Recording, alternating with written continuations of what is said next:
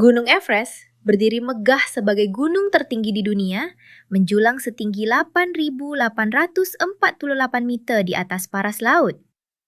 Dikenali sebagai Sagar Mata di Nepal dan Chomolungma di Tibet, gunung ini bukan sekadar destinasi pendakian, tetapi simbol kekuatan alam yang luar biasa. Sejak dahulu, Everest menarik perhatian manusia yang ingin mencabar had diri. Namun, usaha untuk menawannya penuh dengan bahaya. Cuaca ekstrim, angin kencang dan kekurangan oksigen menjadikan setiap langkah satu perjuangan. Ramai pendaki terpaksa berpatah balik dan tidak sedikit yang kehilangan nyawa. Kawasan Death Zone gunung ini di atas 8,000 meter mempunyai oksigen yang sangat rendah sehingga tubuh manusia tidak dapat bertahan lama.